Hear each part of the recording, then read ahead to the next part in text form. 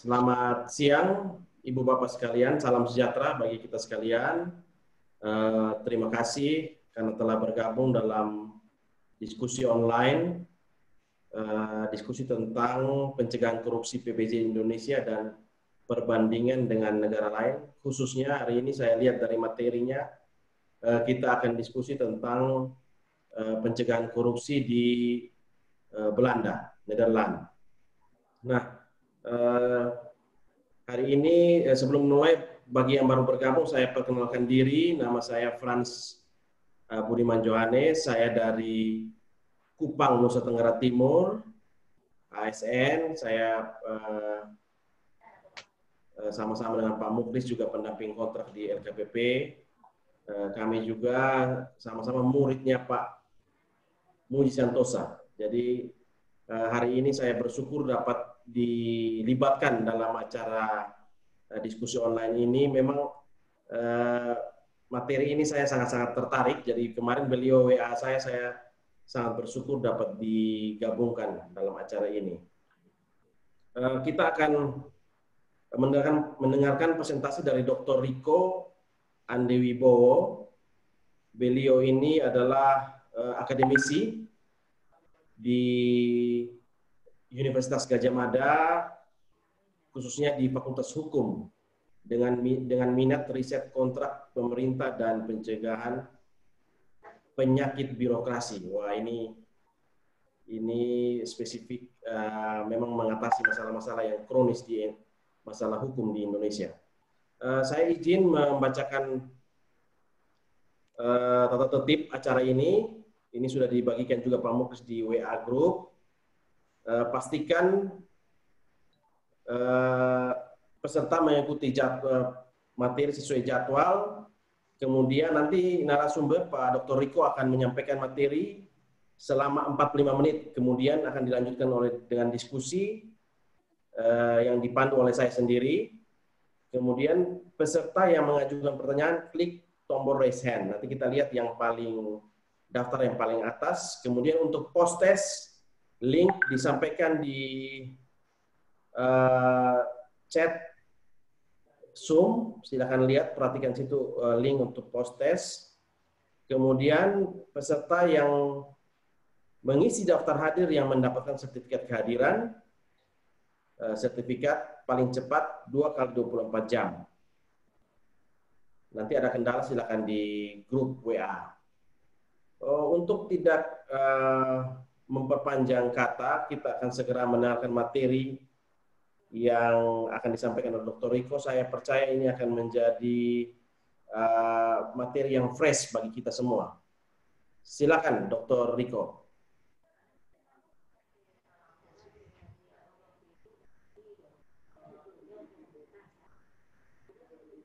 Mic-nya, Pak, Dokter. Baik, Assalamualaikum warahmatullahi wabarakatuh. Salam sejahtera buat kita semua. Om Swastiastu, Namo Buddhaya, Bapak Ibu sekalian.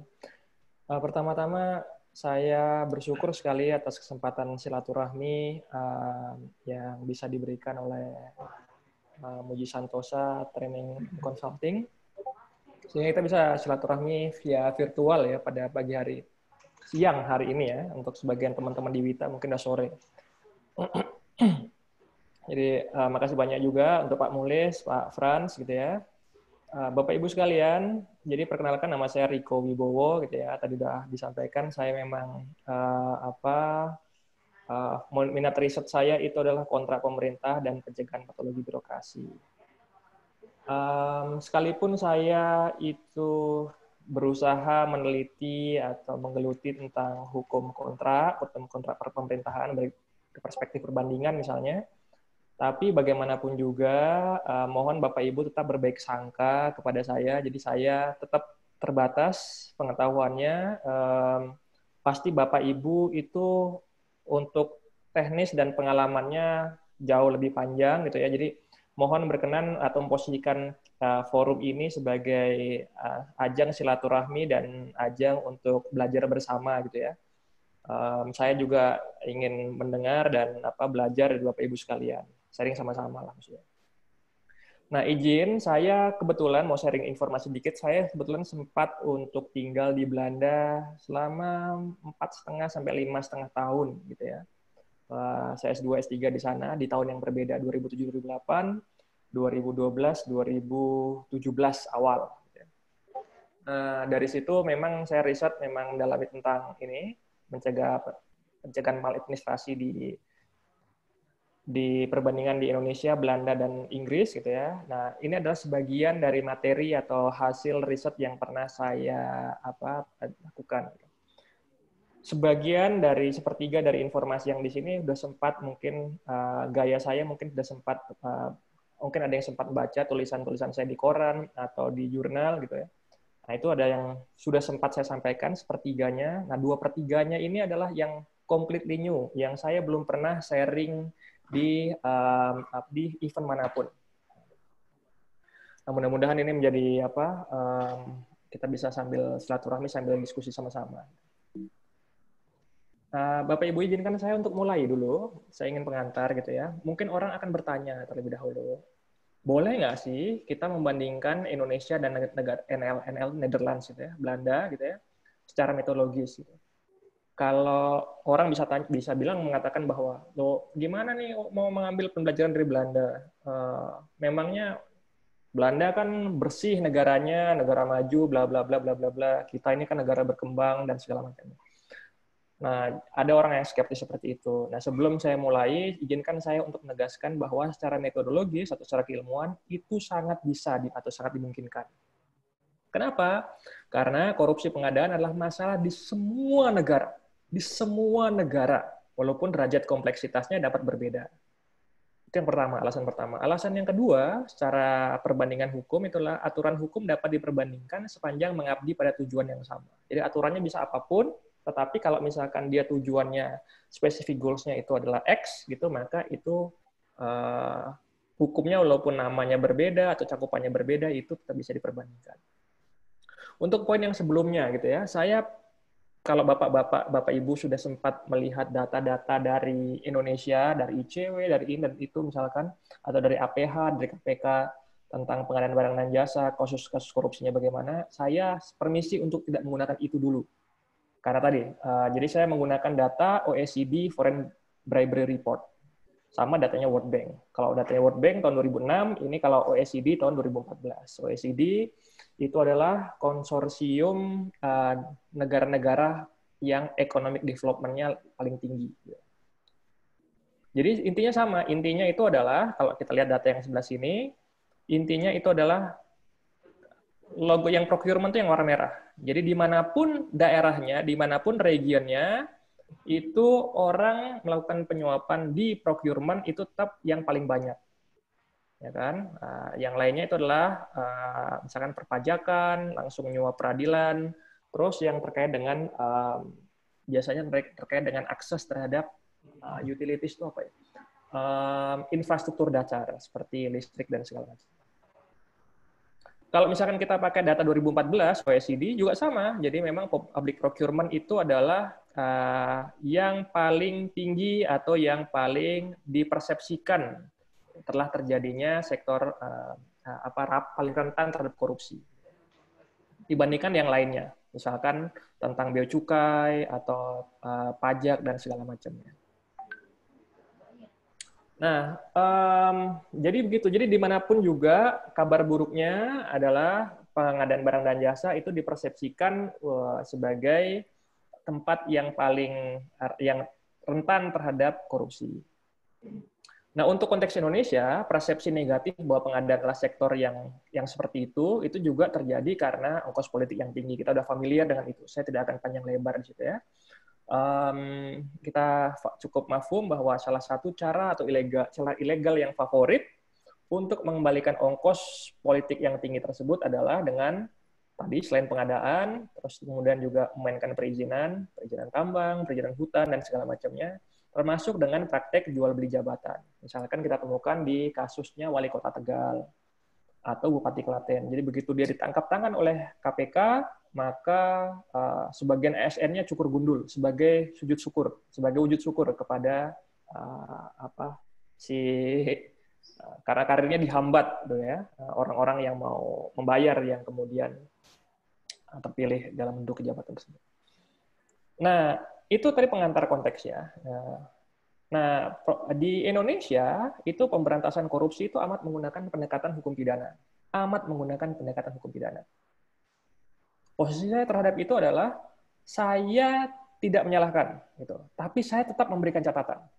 Maksud saya begini, hal itu nggak salah, pemberantasan korupsi menggunakan pendekatan hukum pidana. Nggak masalah, nggak salah itu.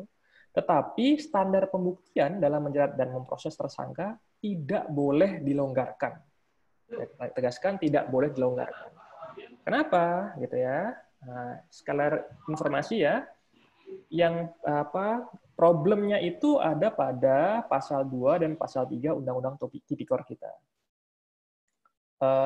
More or less ini pasalnya sama sebenarnya. Pasalnya sama, cuman kalau yang pasal 3 itu untuk sebenarnya ditujukan untuk yang PNS ya, karena ada unsur penyalahgunaan wewenang dalam salah satu elemen ini. Kalau misalkan unsurnya bertambah, sebenarnya itu pembuktiannya semakin sulit, ya kan? Tetapi lucunya di Indonesia itu justru pasal 3 itu lebih banyak diterapkan dibandingkan pasal 2. Jadi itu salah satu kekeliruan berpikir di penegak hukum. Bagaimana mungkin yang membuktikan lebih sulit itu justru kasusnya lebih banyak. Itu kan agak dipertanyakan ya. Tapi di luar dari itu, saya mau highlight begini. Unsur yang saya mau, biar mudah, kita fokus saja pada pasal 2, gitu ya. Intinya adalah setiap orang secara melawan hukum, memperkaya diri sendiri, orang lain atau korporasi, dan merugikan keuangan negara. Nah, ini saya dalam slide ini udah ada penjelasan bahwa ada bagian-bagian yang dihapus, misalkan kata dapat dihapus dari putusan MK 2016, atau penjelasan pasal 2 ini juga dihapus oleh putusan MK tahun 2006. Yang saya belum tuliskan di sini itu adalah, sekalipun ini dihapus oleh MK, Mahkamah Agung menolak putusan MK tersebut, memilih untuk menyimpangi putusan MK tersebut. Saya nggak mau kompleks dulu di situ, izinkan saya, Bapak Ibu sekalian, untuk sharing lanjut dulu ke slide yang selanjutnya. Nah, problemnya itu adalah standar pembuktian pasal 2 dan 3 itu bukan standar yang tinggi, beyond reasonable doubt. Padahal kalau dalam ilmu hukum, dalam teori hukum itu ada 2 standar pembuktian. Yang pertama itu adalah apa yang disebut sebagai preponderance of evidence atau more likely than not. Ya. Jadi maksudnya itu adalah ya sepanjang agaknya dia memang bersalah, itu sudah cukup untuk menjatuhkan hukuman. Agaknya. Gitu ya. Kalau misalnya 55% kansnya dia untuk memang bermasalah, ya sudah, itu diputus, nggak masalah. Nah, itu boleh kayak gitu. Itu adanya, itulah standar pembuktian untuk hukum administrasi dan standar pembuktian untuk hukum perdata. Nah, tapi ada standar pembuktian yang lain yang kalau misalkan kita bahasakan ke bahasa kita mungkin adalah harus hakul yakin. Harus hakul yakin, harus benar-benar yakin bahwa memang ada perbuatan pidana, satu. Yang kedua, perbuatan pidana tersebut dilakukan oleh si pelaku, si orang yang dijerat ini. Ini buktinya harus kuat. Ya. Itu yang disebut sebagai beyond reasonable doubt. Yang saya mau garis bawahi di sini, beyond reasonable doubt itu jadi tidak ada keraguan. Tidak ada lagi keraguan. Udah pasti nih. Gitu. Pasti banget.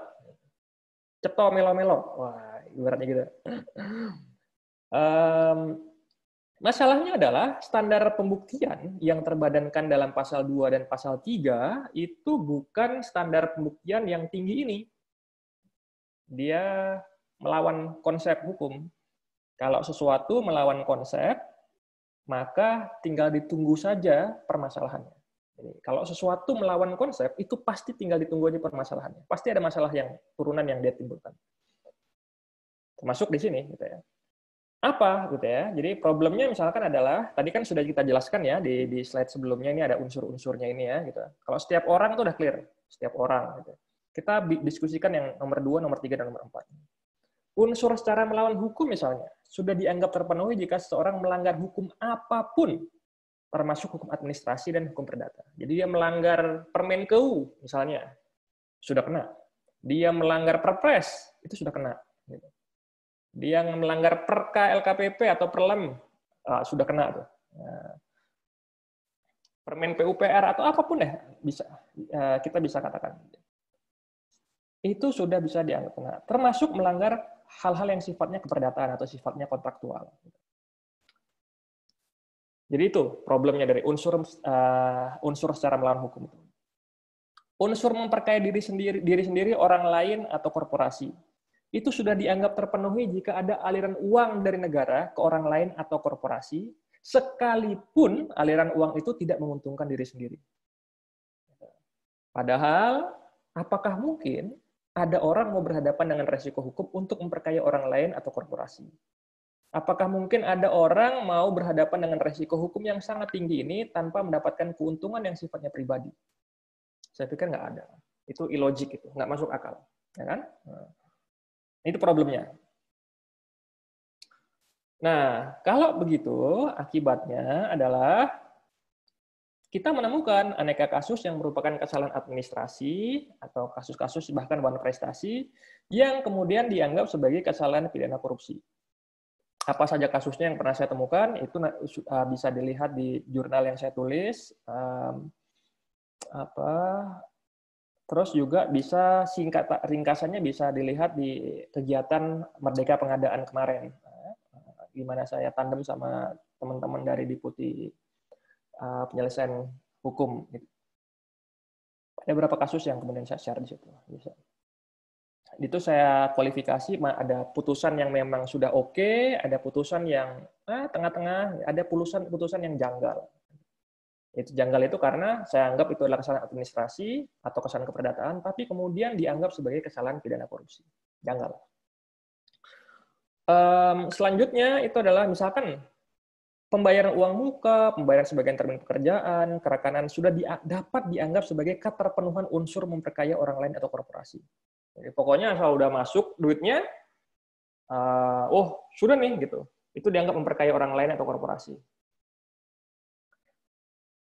Terus, karena pembayaran tersebut menggunakan uang negara, maka itu dianggap memenuhi unsur selanjutnya, yaitu merugikan keuangan negara. Jadi udah, dengan kata lain, Bapak Ibu sekalian, yang mau saya highlight adalah bisa dipastikan yang bersangkutan akan kena sanksi pidana korupsi, menurut pasal ini.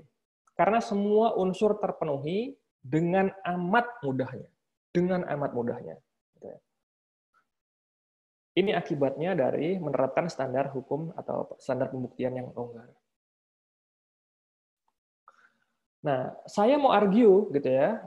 Ini kan terus terang nih. Jadi karena saya sering ngomong begini, ada teman-teman yang kemungkinan teman-teman aktivis gitu ya, anti korupsi yang kemudian mungkin curiga sama saya.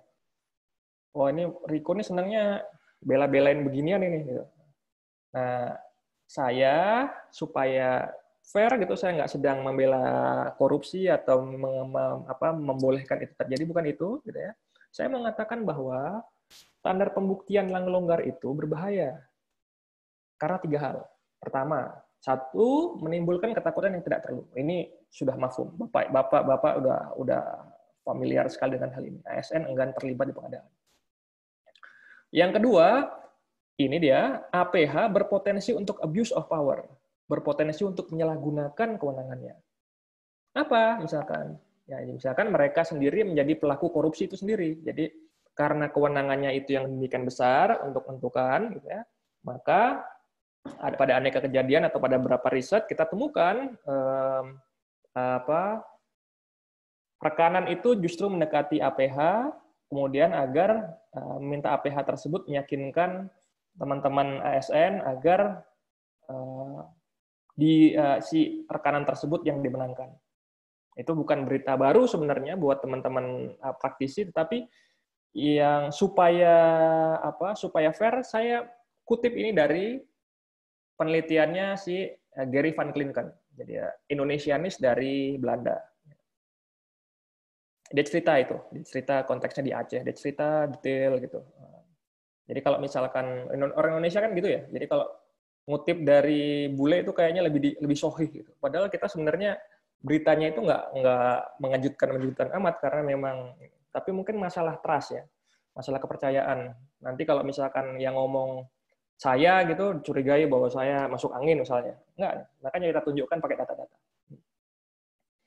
Atau misalkan APH menjadi alat politik untuk menindas dengan cara menuduh lawan politik melakukan korupsi. Nah, ini terjadi gitu. Jadi kalau misalkan baca misalkan tulisannya Thomas Power dari peneliti dari Australia National University. Bagaimana rezim pemerintahan yang sekarang itu pernah menggerakkan kejaksaan, ya, Kejaksaan Agung itu sebagai mesin politik. Jadi dia ganggu orang yang benderanya berbeda dengan pihak yang terafiliasi dari partainya si Jaksa Agung. Ya. Semua itu juga diarahkan untuk memastikan agar memenangkan kandidatnya Jokowi election. Diceritakan di sini. Saya kasih kuning ini ya. Ini abstraknya ya. Nah, ini mohon maaf ini agak masuk ke sini, tapi ini adalah fakta gitu ya. Saya nggak sedang berbicara tentang tentang politik, tapi ini harus disinggung karena sedemikian penting dan memang itulah apa adanya. Kalau baca tentang investigasi jurnalistik juga seperti itu kita dengar. Nah, ini semua akhirnya meruntuhkan kepercayaan terhadap sistem hukum. Kalau misalkan sudah seperti itu, maka chaos gitu. Kalau sistem hukum sudah tidak lagi dipercaya atau malah dianggap sebagai bagian dari masalah, maka orang cenderung untuk menyelesaikan permasalahannya dengan caranya sendiri. Yang terjadi akan chaos. Nah, itu tadi prolog Bapak Ibu sekalian, gitu ya. Pada lanjutan slide ini saya akan sharing tentang situasi pengadaan di Belanda. Di Belanda, pelanggaran undang-undang pengadaan bukan perbuatan pidana. Bukan perbuatan pidana, kecuali jika ada suap dan fraud. Ya. Padahal ini levelnya undang-undang, unbestanding suap. Ya. Levelnya undang-undang.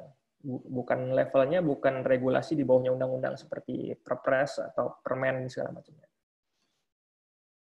Buktinya apa? Ini aja nih, buktinya nih. Jadi saya coba setransparan mungkin bahwa saya memang mengatakan ini atau mengadvokasi ini tanpa niat apapun yang jelek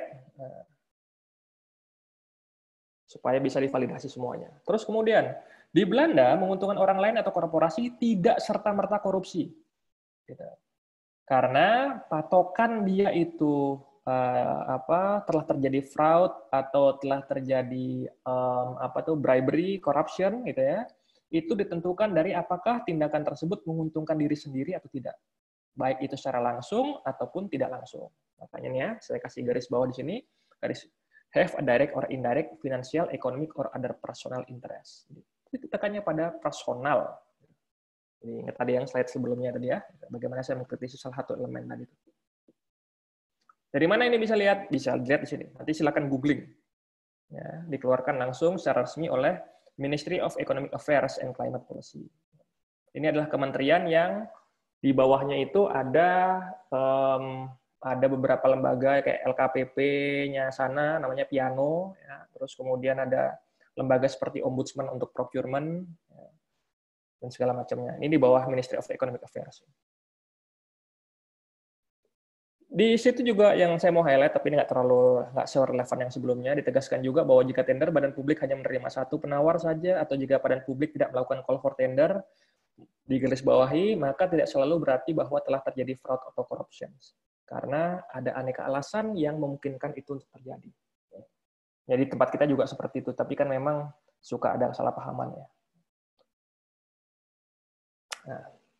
Nah, itu Bapak Ibu sekalian. Jadi kalau tadi itu adalah pengantar-pengantar. Saya mulai masuk pada bagian ini untuk bicara kepada inti atau hal yang paling relevan terkait dengan judul yang saya ajukan. Pertanyaan kemudian adalah, lalu gimana caranya Belanda menapis kecurigaan atas potensi korupsi yang terjadi di sektor pengadaan? Nah, sedikit lagi saya singgung kenapa saya mengatakan menapis kecurigaan, ya kan? Karena ya tadi di aneka negara sektor ini termasuk sektor yang paling dipelototi gitu ya, atau dicurigai. Jadi misalkan sekalipun Belanda masuk dalam 10 negara dengan IPK terbaik, IPK di sini adalah Indeks Persepsi Korupsi, atau Global Perception Corruption Index, ya, yang dirilis oleh Transparansi Internasional, selalu masuk tuh Belanda dari tahun ke tahun. Sekarang 8 besar ya. Nah, tapi 45% masyarakat Belanda percaya bahwa korupsi terjadi di badan publik. 45, jadi hampir 50%. 70% dari masyarakat Belanda yakin korupsi terjadi secara luas, terutama di sektor pengadaan dan perizinan. Sumbernya dari sini. Eurobarometer ini karena semacam BPS, Badan Pusat Statistiknya Eropa. Nah, terus gimana sih cara yang dilakukan oleh Belanda untuk menangani korupsi?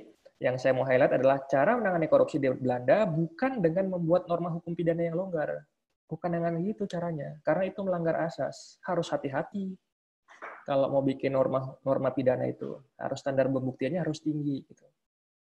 Nah, ada aneka cara, tetapi dua yang mau saya garis bawahi di sini itu adalah satu, mengedepankan transparansi dan akuntabilitas berbasis hukum administrasi.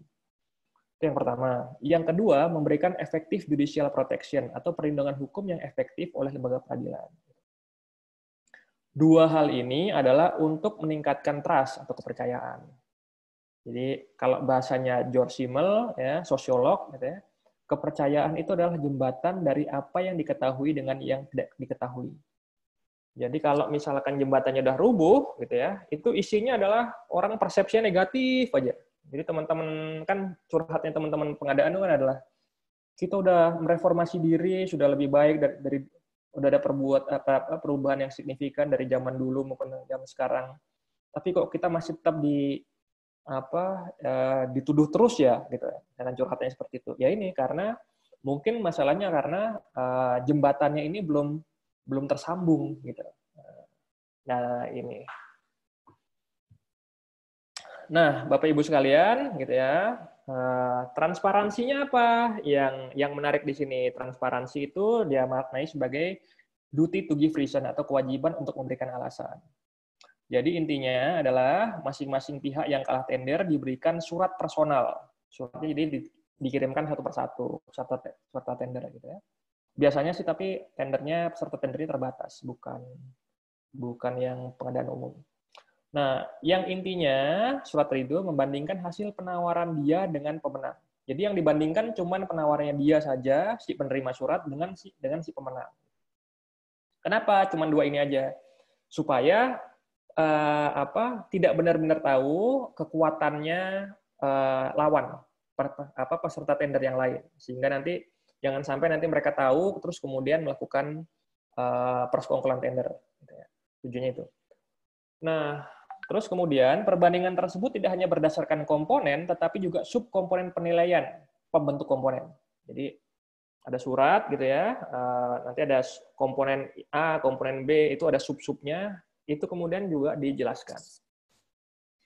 Subkomponen ini harus sudah diumumkan sejak awal ketika call for tender untuk transparansi. Terus yang kedua, subkomponen ini nggak boleh berubah. Jadi kalau misalkan nanti ternyata dulu diumumkannya seperti itu, terus kemudian nanti dievaluasinya berbeda, nah nanti dia akan komplain. Terus informasi yang disajikan dan diperbandingkan bukan hanya angka numerik, tapi juga penjelasan atau deskripsi kata-kata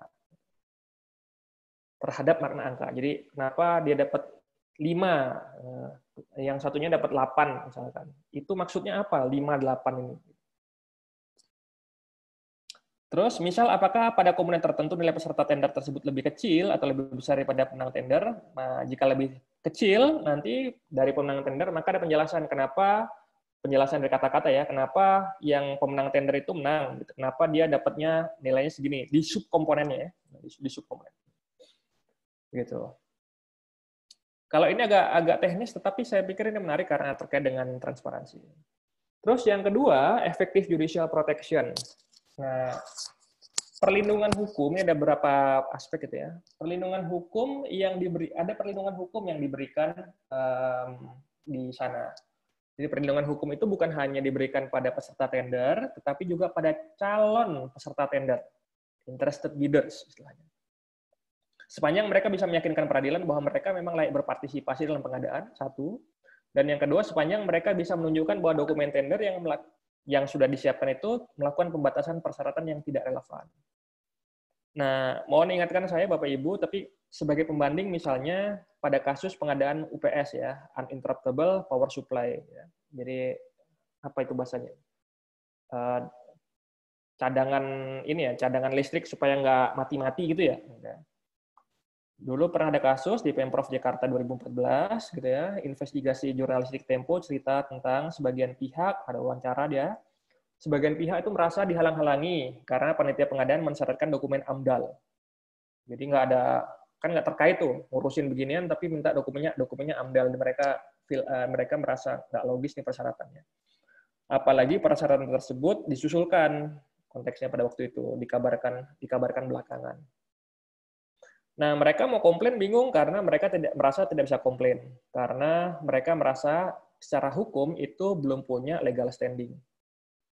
Nah, nanti kita mohon diskusi dan mohon masukan dari Bapak Ibu terkait dengan statement ini.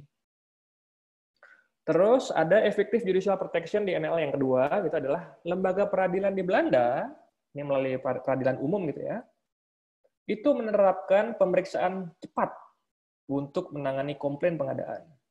Pemeriksaan cepat ini artinya adalah dalam hitungan 1 minggu, berarti dalam 5 hari kerja, atau 10 hari kerja, itu lazimnya sudah akan ada putusan. Sudah akan ada putusan dari peradilan. Nah, putusan ini jarang sekali dimintakan banding, gitu ya, karena peradilan banding atau kasasi lazimnya itu menguatkan putusan sebelumnya. Jadi, kualitas hakim sudah oke gitu ya. Jadi cara berpikirnya atau konstruksi hukumnya sudah sepakat, mereka sudah satu pakem. Jadi dari kualitas hakim yang tingkat pertama sudah dipandang oke. Gitu. Biasanya nanti yang ketika dieksaminasi di tingkat banding juga sama putusannya. Jadi orang sudah malas tuh untuk banding karena enggak kok pasti juga akan gitu-gitu juga statementnya. Gitu. Putusannya. Gitu ya.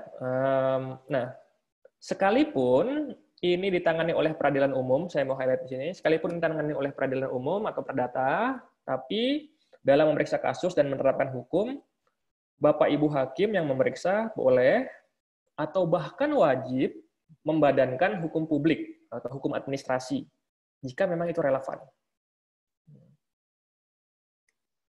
Itu ya. Nah, terus ini adalah ringkasan saja Bapak Ibu sekalian supaya kita nanti lebih banyak ini ya, gitu. Tentang apa saja sih perlindungan hukum yang tersedia, gitu ya. Misalkan kita mulai dari suspension mechanism. Jadi penghentian otomatis proses pengadaan. Jadi kalau misalkan suatu kasus itu ada bermasalah, gitu ya. Terus kemudian kita curiga badan publik ini sudah bermain, mereka langsung masukkan itu ke peradilan. Nanti sudah langsung otomatis proses pengadaan itu berhenti. Otomatis. Jadi itu disebut sebagai suspension mechanism. Nah, saya nggak yakin apakah kita punya mekanisme seperti itu. Apalagi kalau misalkan kita ingat ada kasus EKTP tempo hari. Jadi, Gamawan Fauzi, kalau nggak salah, ada sanggah banding. Sebelum sanggah bandingnya keluar, sudah agak lama ya, pokoknya Gamawan Fauzi in rush, jadi buru-buru untuk segera mengeluarkan SPPBJ. Gitu. Nah, terus pada waktu itu pihak yang ikut EKTP bingung tuh, apakah mau gimana nih gitu. Tapi akhirnya mereka masukkan ke gugatan ke peradilan. Nah, mereka merasa ini bermanfaat apa enggak ya? Soalnya sudah proses pengadaannya tetap berlanjut nih. Gitu. Nah, makanya itu nanti sambil kita diskusi ya, saya mau masukkan ke Bapak Ibu, apakah ini memang ada apa enggak dalam tempat kita. Yang saya ingat adalah kasus EKTP tadi. Terus perlindungan yang lain misalkan interim order. Jadi ada interim order adalah perintah pengadilan untuk mengumumkan kesempatan tender ke web. Ini misalkan contoh saja. Interim order itu adalah perintah interim, perintah segera. You nggak tendernya harusnya dikasih call for tender dong. Itu nggak boleh langsung mau bikin pengadaan aja. Nah, ketahuan misalkan oleh peradilan ada yang lapor. Nah, kemudian peradilan kasih perintah itu, interim order. Setting aside itu misalkan adalah mengesampingkan keputusan administrasi. Misalkan peradilan membatalkan dokumen pengadaan yang dinilai tidak kompetitif. Ada perlindungan yang lain misalkan adalah award damages. Jadi misalnya adalah jika tuntutan penggugat dikabulkan, berarti itu ada kesalahan, memang lembaga peradilan menilai bahwa memang ada kesalahan dilakukan oleh badan publik, gitu ya. Maka biaya bersengketa atau biaya yang telah timbul yang dibuat oleh si penggugat tadi, yang disiapkan oleh penggugat tadi itu nanti akan dibebankan kepada tergugat, badan publik, untuk mengganti. Nah, ada yang terakhir, ini adalah Declaration of Ineffectiveness, jadi pernyataan bahwa memang pengadaan barang dan jasa itu sudah berjalan secara tidak efektif, ya, secara tidak baik. Ya. Inilah sanksi terberat. Sanksi terberatnya itulah kontrak yang ada, kontrak yang sudah dibuat, itu bisa dibatalkan oleh, atau dipersingkat durasinya oleh peradilan. Dibatalkan itu kalau memang tidak ada unsur kepentingan umum, gitu ya, kepentingan publik. Tapi kalau misalkan dipersingkat durasinya, misalnya adalah, wah ini kalau langsung diputus mendadak bahaya nih, gitu. Bahaya karena nanti barang yang dibutuhkan oleh pemerintah atau barang atau jasa yang dibutuhkan pemerintah atau masyarakat bisa tidak tersedia, itu malah chaos. Jadi dipersingkat saja durasinya. Biasanya kalau itu terjadi, biasanya juga sambil dikenakan denda. Contoh misalkan adalah pengadaan mobil di kepolisian Belanda. Jadi ternyata yang nakal itu sama, Pak, Bapak Ibu sekalian. Di Belanda itu yang nakal kepolisian. Dia disorot untuk pengadaan mobil, gitu ya. Terus dia setting itu supaya yang menang itu adalah VW Kodok, VW yang menang, gitu ya, Volkswagen. Terus kemudian ketahuan, ya udah kontraknya di terminate, terus kemudian VW kena denda yang sangat besar. Kita lihat ya, jadi dari bahasa ini semuanya bahasanya sopan gitu. Nggak ada yang bilang pakai bahasa korupsi atau apa segala macamnya gitu. Jadi civilized atau bermartabat gitu caranya mereka untuk nggak langsung gampang nuduh-nuduh. Nah, ini tadi yang saya katakan ya, saya kurang yakin apakah 5 mekanisme pengadaan di atas memang sudah tersedia atau terlaksana oleh lembaga peradilan. Saya mohon konfirmasi dari Pak Muji, Bapak Ibu semua, ya Pak Mulis, Pak Frans, gitu ya, apakah memang ada atau enggak? Gitu. Yang saya pahami atau yang saya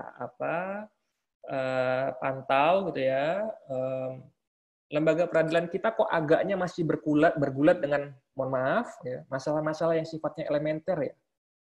Jadi saya agak ragu tuh dengan pembadan regulasi itu, 5 hal tadi itu, apakah sudah tersedia atau belum. Apa yang saya maksud dengan masalah-masalah elementer? Misalkan sampai dengan sekarang, peradilan ini tampaknya masih kurang konsisten untuk memutuskan apakah sengketa pengadaan ditangani di PT UN ataukah di peradilan umum. Kadang-kadang malah di KPPU. Jadi ini malah membingungkan. Gitu. Masih sekalipun misalkan statementnya dari LKPP mengatakan bahwa enggak nih, ini udah pasti peradilan umum gitu. Seperti yang tadi kita jelaskan di depannya. Tetapi pada faktanya saya masih ketemu itu diterima di PT UN. Nah, ya kan, diterima di PT UN dan kemudian diputus juga di PT UN. Itu membingungkan. Kadang-kadang untuk substansi kasus yang sama masih diproses di KPPU. Padahal kalau diproses di KPPU berarti nanti katakanlah banding dari KPPU ya, itu diperiksa di peradilan umum. Ya. Terus nanti kalau misalkan kasasi, dia nggak pakai banding, langsung loncat ke Mahkamah Agung. Kalau kasasi itu ditanganinya sama Kamar Perdata Khusus, bukan sama Kamar Perdata Umum. Padahal kalau yang lainnya pada Kamar Perdata Umum. Jadi udah bingung tuh, gitu. Ini larinya ke kamar yang mana nih? Kamar Tun atau Kamar Perdata Umum atau Perdata Khusus? Masih kayak gitu. Terus yang kedua, kasus pengadaan tidak ditangani dengan prosedur yang cepat. Yang saya pahami masih tunggakan perkara di Mahkamah Agung, di peradilan juga masih panjang gitu ya. Kalau dulu saya beracara beracara di peradilan itu kita habis waktu untuk nungguin hakim karena hakim yang nangani perkara itu sedang sidang di perkara yang lain. Jadi setiap orang itu disuruh datang jam 9, terus nggak taunya nanti sidang realnya adalah jam 17.00 misalnya. Habis waktu kita itu di peradilan. Masih nggak efektif. Yang ketiga, konsistensi putusan kurang oke, sehingga orang terdorong untuk mengajukan banding dan atau kasasi. Jadi kalau misalkan di Belanda tadi itu, kita bisa langsung cepat, 1 minggu atau 2 minggu itu udah clear, mereka nggak akan memilih untuk nggak banding biasanya. Nah, kalau kita, mungkin budaya hukumnya masih dibentuk. Gitu. Karena dia pengen banding kasasi. Gitu. Nah, padahal kalau itu dituruti, itu yang kemudian itu yang akan mengacaukan proses pengadaan kita. Nah, statement-statement ini, Bapak Ibu sekalian, jadi ini kenapa kita memerlukan undang-undang pengadaan. Jadi undang-undang pengadaan itu tujuannya bukan supaya Bapak Ibu tidak dikriminalisasi dalam quote and quote gitu ya. Nah, undang-undang pengadaan itu diperlukan karena kita perlu mengatur lembaga judiciary. Lembaga judiciary itu perlu diatur untuk proses-proses ini nih. Mengatur lembaga judiciary itu harus dilakukan oleh undang-undang. Karena kalau dilakukan oleh regulasi di bawah undang-undang, maka itu dianggap sebagai intervensi eksekutif terhadap yudikatif. Tapi kalau dibuat, padahal ada asas independensi kehakiman. Gitu ya. Tapi kalau itu dibuat oleh eksekutif bersama-sama legislatif, gitu ya, jadi itu adalah ada kehendak rakyat di situ, makanya boleh. Nah, tapi itu kapan-kapan topiknya kita diskusikan ya. Untuk yang poin nomor 1, contoh konkret ya, ini kasus masih terjadi di Jakarta, sangat-sangat geras. Saya baru baca putusannya kemarin gitu. Jadi ada kasus tender yang masih geras, proses tender, jadi ceritanya proses tender ini dihentikan di tengah jalan. Karena ada satu dan lain hal, saya nggak cerita dulu ya, dihentikan di tengah jalan, jadi di stop aja deh, nggak dilanjutkan gitu. Terus pihak yang sudah mempersiapkan tender itu udah siap-siap merasa dirugikan kan gitu. Terus dia gugat tuh gitu. Nah, harusnya putusan peradilan cukup memberikan ganti rugi dengan logika yang ada di sini ya. Ya kan harusnya dikasihkan aja award damages gitu. Tetapi putusan peradilan yang ada, ini ributnya di PT UN, putusan peradilan yang ada malah mengambil posisi eksekutif dalam menganugerahkan kontrak ke penggugat. Jadi dia malah ya di luar dari yang ini dia malah bilang, oh pokoknya nih untuk kasus ini yang menang si X ya, gitu. Nggak boleh kayak gitu, itu nggak logis. Karena kalau misalkan itu yang terjadi, jadi judiciary itu tidak boleh ngambil perannya eksekutif. Karena kalau yang kayak gitu terjadi, maka nanti korupsinya nanti beralih ke judiciary, gitu. Jadi hakim garis jangan jadi pemain, ibaratnya kan gitu. Hakim garis jadi. Nah, itu yang terjadi. Jadi ini mengindikasikan bahwa ada hal-hal ini kok kayaknya belum terbadankan gitu ya. Tapi nanti saya mohon masukan dari Bapak-bapak. Bapak Ibu sekalian, mohon maaf. Nah, ini adalah penutup tepat waktu ya, mudah-mudahan inilah slide terakhir saya Bapak Ibu sekalian gitu ya. Yang ingin saya garis bawahi dalam slide ini atau paparan ini adalah satu, mari kita sama-sama hati-hati. Nah, kalau misalkan ada Bapak Ibu APH gitu ya, saya menginvite Bapak Ibu untuk hati-hati dengan menggunakan pendekatan hukum pidana yang longgar. Pendekatan hukum pidana yang longgar ya. Yang longgar dan serampangan. Karena bahayanya jauh lebih besar. Ada bahaya abuse of power, ada bahaya APH nanti menjadi kepanjangan kepentingan politik untuk menekan lawan politik ya. Itu yang pertama. Yang kedua yang bisa kita garis bawahi itu adalah jadi kita perlu beralih ke pencegahan. Nah, kalau bicara tentang pencegahan, mari kita ingat misalkan apa yang disebut sebagai Williamson mengatakan sebagai diamond fraud theory. Jadi bagaimana fraud itu bisa dicegah dengan 4 hal. Ya, insentifnya untuk melakukan perbuatan curang itu bisa ditekan. kesempatannya bisa ditekan, kapasitas untuk melakukan itu bisa dikendalikan, gitu ya, dan rasionalisasinya bisa ditingkatkan.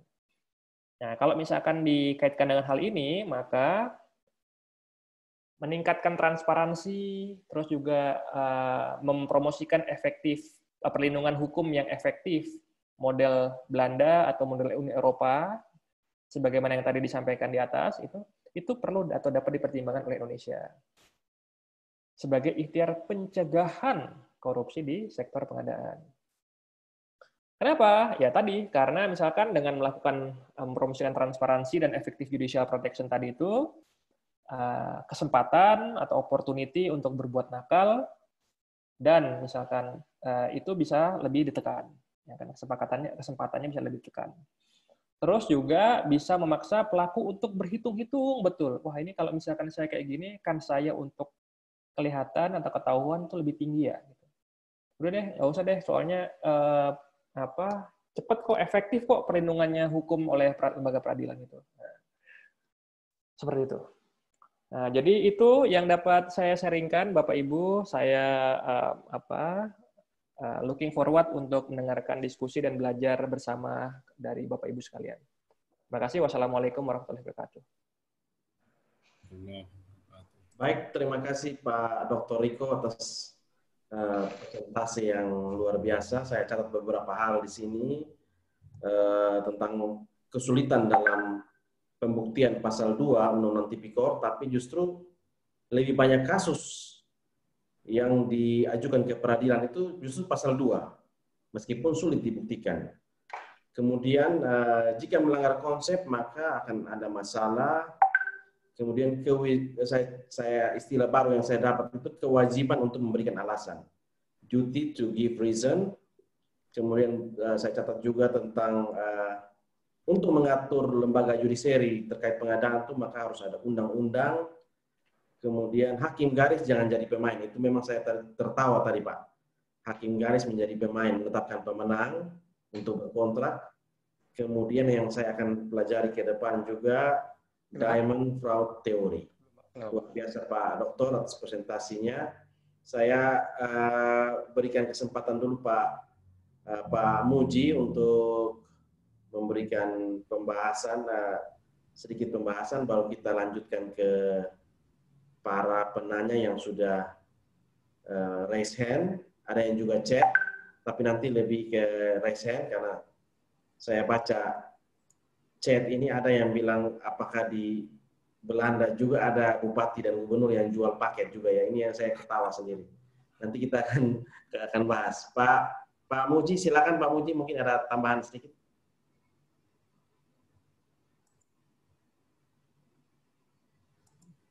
Halo Pak Muji. Oh, Pak Muji, ini beliau mungkin tidak dengar ya? Sudah co-host beliau. Silakan Pak Muji. Masih off. Atau mungkin lanjut dulu Bang ya. Tadi. Baik. Kita lanjut dulu dengan yang raise hand. Saya akan memberikan kesempatan dari yang angkat tangan duluan ya. Untuk saya buka kesempatan untuk 3 penanya pertama di sesi pertama ini. Yang pertama adalah Ibu Yuliati Nugraheni. Silakan Ibu Yuliati. Silakan di-unmute Bu.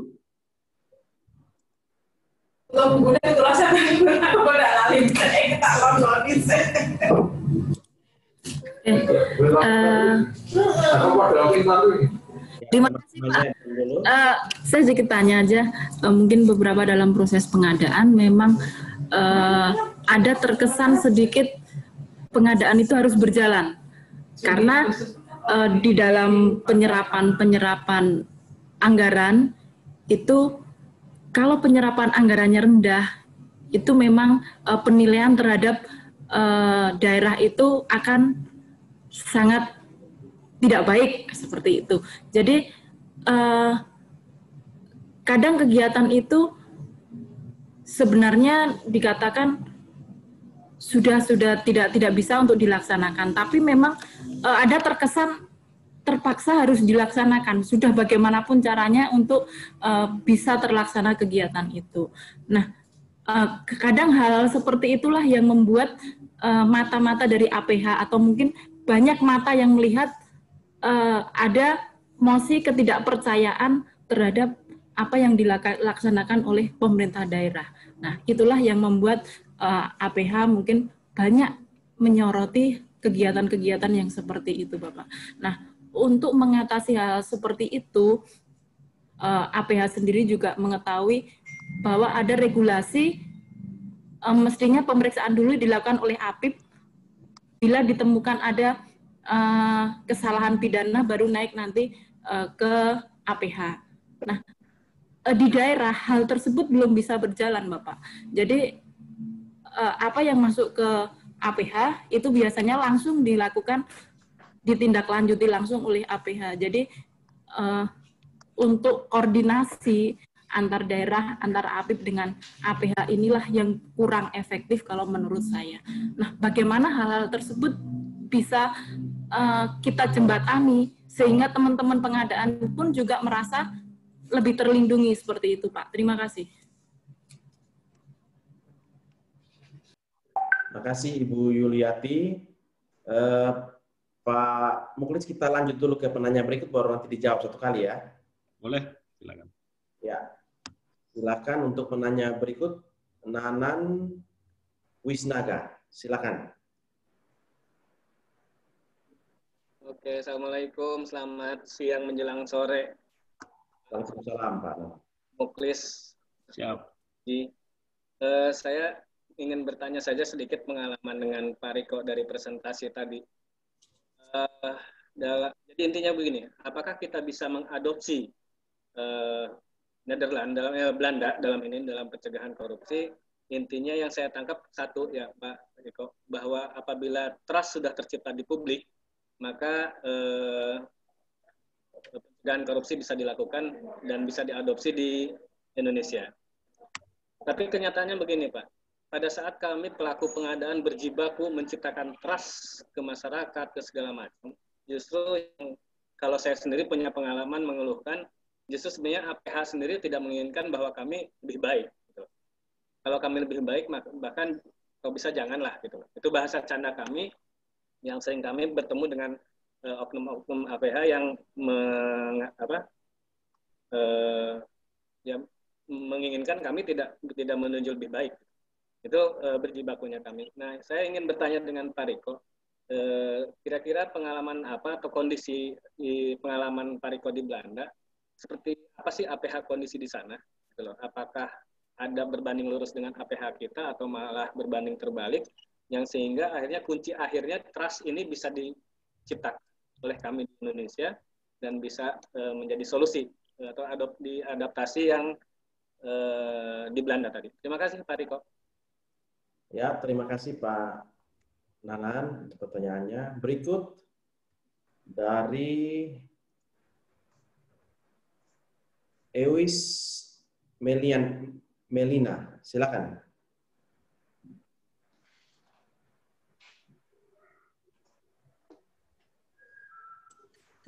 Terima kasih Pak Frans atas kesempatannya.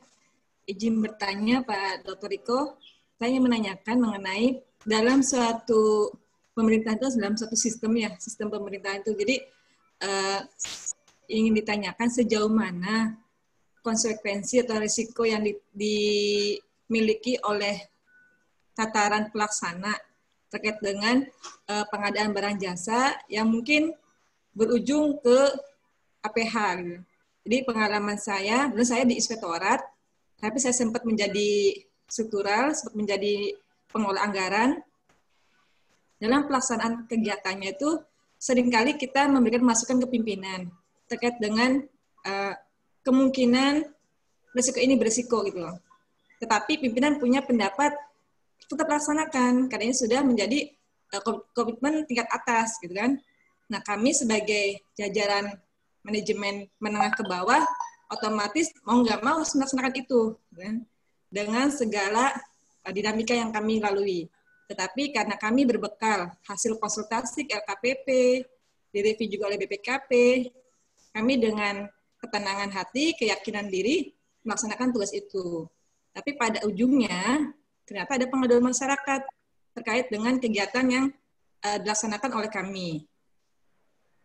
Nah, dalam proses penyelidikan dan penyidikan oleh APH, kami kan otomatis diminta oleh keterangan juga nih Pak Riko sama pihak APH sejauh mana keterlibatan kami. Nah, di sini seperti Pak Riko sampaikan, kita nggak percaya diri sendiri nih. Kita melaksanakan tugas saja sesuai dengan tugas dan tanggung jawab yang kami saat itu bagaimana. Dan yang saya tanyakan, ini masih berproses ya, artinya saya sendiri sekarang udah kembali ke fungsional sebagai APIP. Saya juga merasa sejauh mana sih resiko dari suatu sistem manajemen itu sendiri jika memang kita sudah melaksanakan sesuai dengan tugas kita masing-masing, tetapi di ujungnya itu ada pengaduan yang ternyata mungkin dengan cara ataupun yang dimiliki oleh APH, pengaduan tersebut dianggapnya sudah bisa naik ke atas, atau dari penyelidikan jadi penyidikan. Jadi kami sebagai mantan manajemen yang pernah terlibat agak sedikit bingung nih, apakah kami termasuk nanti pihak yang ikut memperkaya orang lain berdasarkan dengan kewenangan kami atau bagaimana? Mohon ini ya Pak Riko, pandangannya. Terima kasih. Baik, terima kasih Bu Ewis. Ini beliau sedang disidik ya, sudah ditingkatkan menjadi penyidikan. Saya coba rangkum pertanyaan dari para peserta. Ada 3 pertanyaan dari Ibu Yuliati. Itu terkait penerapan pasal setiap perkara, setiap pengaduan masyarakat yang diajukan kepada APH harus diperiksa dulu oleh APIP. Jika memang ada pidana, maka kepala daerah yang menindaklanjuti apakah mau dilanjutkan kepada proses hukum atau bagaimana penerapannya. Karena faktanya sampai saat ini sulit di daerah untuk menerapkan ini. Kebanyakan saya sendiri mendampingi beberapa teman di sini, kalau surat dari APH sudah masuk itu mereka sudah ketar-ketir. Saya bilang ada pasal ini juga mereka takutnya ada surat kedua dan dijemput paksa. Sehingga mereka terpaksa harus pergi. Ini bagaimana untuk penegasan penerapan pasal ini.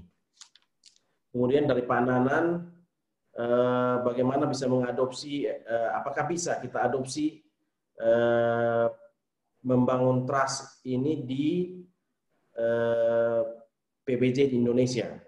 Bagaimana kira-kira untuk penerapannya, karena sampai saat ini memang justru sulit. Karena yang dialami oleh Pak Nanan, APH justru lebih suka kita jangan tahu banyak, atau yang saya tangkap itu lebih baik ada kasus daripada tidak ada kasus. Karena sudah bagus nanti tidak ada kasus, APH jadi kesulitan dalam tanda kutip. Yang ketiga Ibu Uwis itu tentang risiko. Sudah ikut arahan pimpinan, tidak terima uang, tapi sekarang sudah penyidikan, kira-kira bagaimana untuk menghadapi permasalahan ini. Silakan Pak Doktor untuk menjawab ketiga pertanyaan tersebut. Baik, makasih Pak Frans. Yang pertama untuk Bu Yuli gitu ya. Saya pikir ada beberapa pertanyaan yang saling terkait gitu ya, terutama yang nomor 1 dan nomor 2 dari Bu Yuli sama Pak Nanang, ada subkomponen yang saling berkaitan gitu ya. Untuk Bu Yuli memang saya pikir KPI kita itu perlu dievaluasi, Key Performance Indicator. Key Performance Indicator itu perlu dievaluasi. Jadi karena dia kadang-kadang merujuk kepada capaian atau mengarahkan kepada capaian yang keliru. Jadi dia KPI itu harusnya perlu dievaluasi secara berkala. Salah satu KPI yang bermasalah tadi seperti yang Bu Yuli sampaikan tadi gitu ya. Misalkan adalah kalau tidak terserap maka kemungkinan dianggap tidak sedang bekerja gitu ya. Nah, kalau misalkan tidak terserap itu berarti ada masalah atau birokrasi lamban dan segala macamnya. Itu bisa menjelaskan pendekatan itu kan pendekatannya kuantitatif ya. Jadi dia pakai statistik supaya efektif gitu ya. Tetapi itu nggak menjelaskan untuk setiap kasus gitu. Harusnya kan ada penjelasan yang sifatnya deskriptif, yang sifatnya kualitatif. Jadi kenapa ini tidak berhasil, itu tidak perlu laksanakan, dan apa alasannya? Poin saya begini Bapak Ibu, ini sama atau apa yang disampaikan Bu Yuli tadi itu 11-12 dengan KPI yang ada di APH.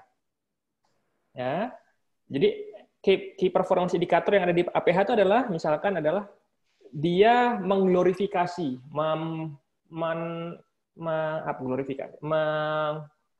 dia bahagia apabila dia nangkap orang. Nah, dia bahagia apabila dia punya misalkan ya, saya ambil contoh laporan akhir tahunnya kejaksaan secara berturut-turut 2017, 2019 saya eksaminasi.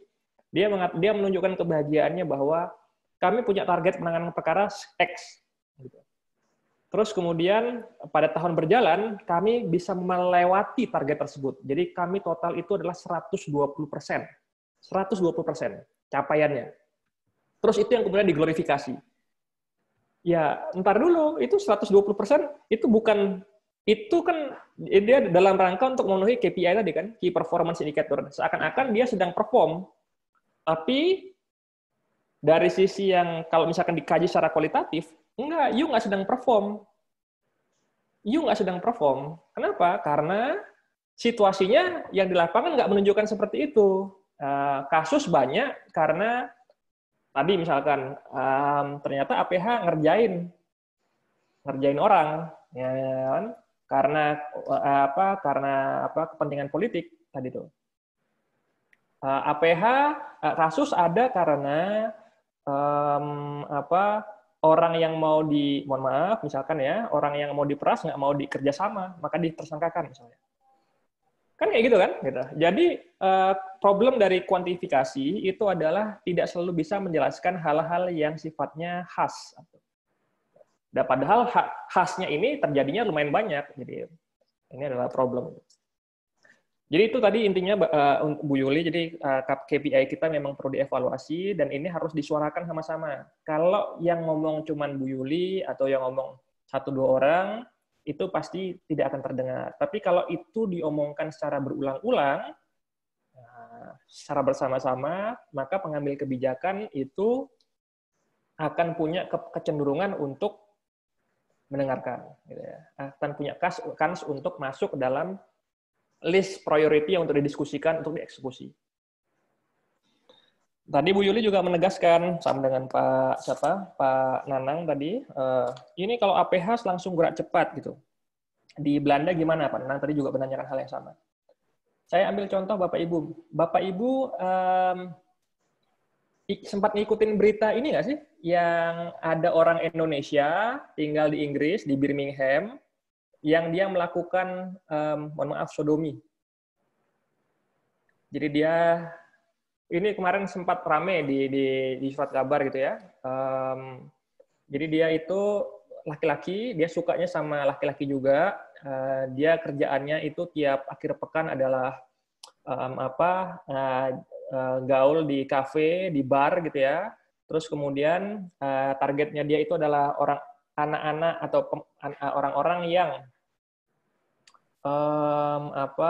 pulangnya larut malam, jadi udah mau tutup tokonya, terus rumahnya jauh, terus kemudian dia tawarkan lah itu, dia tawarkan rumahnya yang dekat bar itu sebagai tempat untuk menginap. Ya.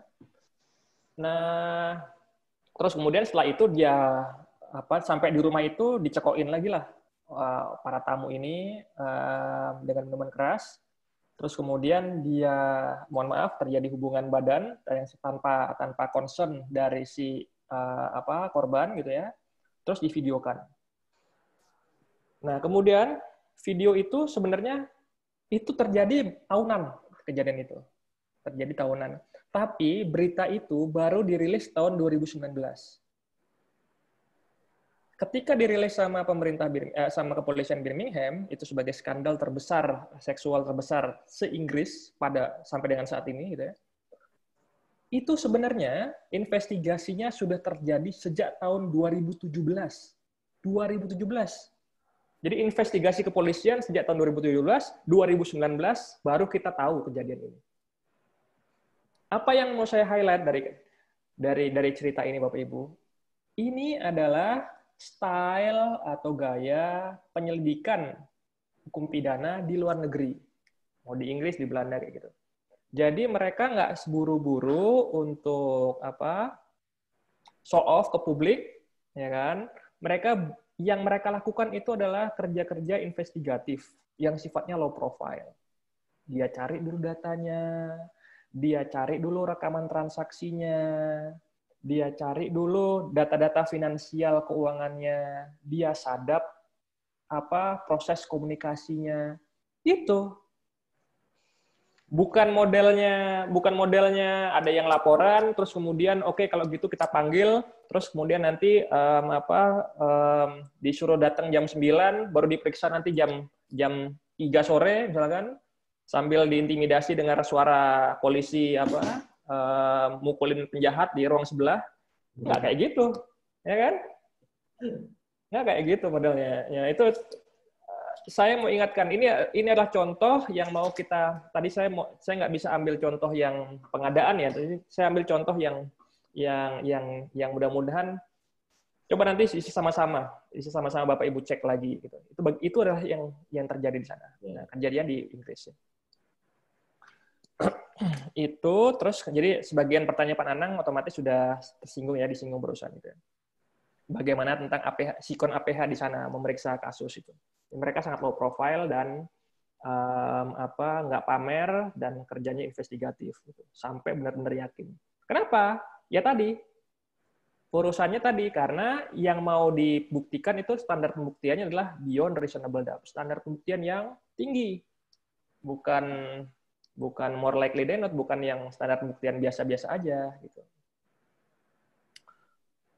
Nah, terus Pak Nanang tadi juga menanyakan apakah mungkin Pak kita bisa adopsi good practices yang di sana? Mungkin. Saya bisa yakinkan mungkin gitu ya. Karena pada prinsipnya tidak ada yang tidak mungkin, tetapi juga tidak ada yang tidak sulit. Tidak ada yang tidak mungkin, tetapi juga tidak ada yang tidak sulit. Jadi semua kita harus berjuang. Kita harus berjuang, Bapak Ibu berjuang, saya juga coba meyakinkan ini berjuang, dan saya sedang coba membangun komunikasi dengan teman-teman di Belanda. Ini gimana nih, bisa nggak sih kita bikin training bersama, gitu kan? Training kemudian dibukukan gitu ya, untuk menceritakan ini sebagian isu-isu ini. Kok di Belanda kayak gimana sih gitu?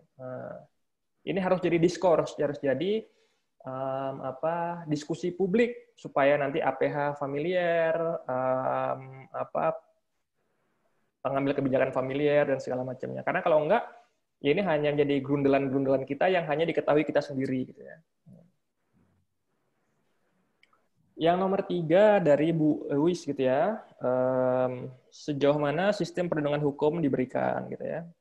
Kalau misalkan melanggar hukum, maka gimana nih gitu.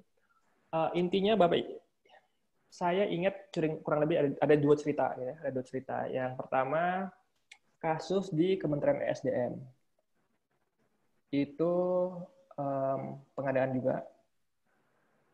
Terus kejadiannya itu adalah si ibunya ini itu dikasih uang, ya kan? Jadi memang dikasih uang, terus kemudian dia nggak mau. Dari sejak awal dia nggak mau. Terus kemudian akhirnya karena hanya di kantor itu hanya dia yang nggak dapat uang, dari yang lain sudah kena semua, udah dapat semua. Akhirnya itu dimasukkan dalam lacinya. Terus pada keesokan harinya ibu itu datang ke kantor, tahu gitu ya, dapat uang ini, dan langsung mikiran bahwa ini pasti uang yang kemarin. Itu dikembalikan. Jadi dia nggak mau ambil. Nah, syukurnya itu adalah KPK masuk. Dan itu rekaman itu masuk dalam putusan. Jadi di kronologis putusan itu jelaskan. Ini putusan yang bagus ya, karena ada putusan yang nggak terlalu bagus. Putusan yang bagus ini dia ceritakan bagaimana kejadiannya si ibu ini. Nah, karena ada kronologi seperti itu, menunjukkan bahwa dia ada unsur tekanan pimpinan, terus kemudian ada unsur suap berjamaah gitu ya. Terus kemudian bagaimana ibu ini berusaha untuk tidak mau menerima uang, maka dia akhirnya tidak masuk dalam rangkaian orang yang terseret. Gitu. Sementara rekan-rekannya yang lain itu satu gerbong kena semua. Karena ada unsur uang tadi yang dia simpan. Jadi ada, kalau tadi dalam bahasa teman-teman di Belanda tadi adalah ada keuntungan, menguntungkan diri sendiri, ada personal interest yang didapatkan. Jadi caranya, Bapak Ibu mungkin yang bisa perlindungan hukum itu bisa dipastikan apabila atau lebih terlindungi apabila Bapak Ibu itu memang bisa meyakinkan kepada APH, pada Pak Hakim, Bu Hakim, bahwa memang tidak ada uang yang masuk ke kantongnya Bapak Ibu. Sekalipun, seperti yang tadi yang saya jelaskan di sini, bahwa itu bisa tetap masuk dianggap memperkaya orang lain atau korporasi, tapi setidak-tidaknya nama Bapak Ibu tetap bersih. Dan tetap Bapak Ibu punya kans untuk lebih dipercaya oleh penegak hukum, lebih oleh Pak Hakim, Bu Hakim, dibandingkan kalau memang terima uang. Itu hemat saya, Pak. Baik, terima kasih Pak Dokter atas penjelasannya untuk 3 penanya pertama. Mungkin Pak Muji mau menambahkan dulu sebelum kita masuk ke sesi kedua, penanya berikut. Iya, terima kasih Pak Riko atas penyampaian dari hari ini. Jadi peserta hari ini kalau kita cermati ya, beragam nih. Dari pengelola pengadaan ada, dari inspektorat APIP ya ada, dari penyedia juga ada, dan mungkin dari teman-teman APH juga ada. Jadi yang saya sampaikan Pak Riko tadi membuka wawasan baru. Jadi sampai hari ini saya sering bertanya ke teman-teman di luar negeri ya, New Zealand, Australia, Malaysia, Jepang, ya bahkan saya juga pernah dapat teman dari Belanda juga, bahwa masalah pengadaan itu tidak ada di pengadilan secara pidana, tidak ada di banyak negara. Tapi cara-cara saya mencari informasi tadi kan by lisan atau by lisan ya. Ya, tapi saya belum yakin apakah benar nggak ada seluruh dunia. Kayaknya hanya di kita saja. Maka saya buat itu, sayembara. Saya akan ngasih uang Rp456.789 kalau ada satu negara yang memperlakukan kesalahan pengadaan sebagai kesalahan pidana. Itu saya sampaikan kepada beberapa profesor di Indonesia ya, tapi mereka menjawab, nggak ada Pak Munci itu, katanya gitu. Jadi apa yang Pak Riko tadi hari ini membuka wawasan baru. Ya, jadi selama ini akan menjadi tipikor. Ya, harusnya yang salah itu kalau ada suap, ya suap. Tapi suap itu dalam pengertian sekarang tidak harus dimaknai sebagai terima uang. Ya, supaya tidak dimutasi, itulah bentuk suapnya. Atau suapnya adalah bentuknya promosi jabatan dan sebagainya. Berikutnya tadi, kalau menurut saya ya, apakah perlu undang-undang pengadaan? Ya, kalau banyak orang berharap seperti itu. Ya, sebenarnya Pak Riko tadi juga sama. Apakah disampaikan perlunya undang-undang? Kalau saya, yang diperlukan bukan undang-undang pengadaan menurut saya. Yang diperlukan adalah revisi undang-undang tipikor kalau saya. Kalau saya ya, revisi undang-undang tipikor. Tapi nggak apa-apa lah, kita berbeda dengan Pak Riko. Jadi saya amati di pengadilan sekarang, termasuk pengadilan tipikor loh. Di sana itu diproses salah prosedur pengadaan, salah evaluasi, salah buat APS, salah. Itu diperdebatkan di pengadilan tipikor. Kalau saya sepertinya nggak setuju seperti itu. Di pengadilan tipikor itu harusnya dibuktikan adanya keserakahan, kamu terima uang, kamu transfer uang, dan sebagainya itu. Bukan salah APS dan sebagainya. Bagaimana nggak salah? Aturan Permen PUPR aja berapa ratus halaman, itu saya juga nggak hafal itu. Kalau cari salah saya, mungkin akan ketemu juga salahnya. Harusnya yang dicari adalah serakahnya. Berikutnya, penyedia. Ya, penyedia itu boleh kaya, boleh. Ya, jadi penyedia itu bisa memperkaya diri, ya boleh kaya karena namanya penyedia. Yang tidak boleh adalah suap yang diterima oleh kita. Mungkin bagi teman-teman di sini, ya bagaimana sekarang ini bisa dipanggil-panggil APH? Kalau menurut saya datang saja lah, jelaskan faktanya dan jelaskan kalau kita tidak ada intervensi negatif, terima uang dan sebagainya. Itu aja ya. Silakan dilanjut lagi Pak Jawa, Pak Frans. Terima kasih Pak Muji tambahannya. Suap gaya baru ya, ini saya baru dapat nomenklatur baru, suap tidak dimutasi dan dapat jabatan. Ini menarik ini sekali Pak. Dan revisi undang-undang tipikor, benar, ini jangan perdebatkan kesalahan evaluasi di pengadilan tipikor. Artinya jadi pengadilan pengadaan, bukan pengadilan tindak pidana korupsi lagi. Ya, terima kasih banyak Bapak. Saya kasih kesempatan untuk 3 penanya di sisi kedua. Silakan. Wah, ini ada senior ini, Pak Andi Juwana dari Lu Utara. Silakan Pak Andi. Assalamualaikum warahmatullahi wabarakatuh. Waalaikumsalam.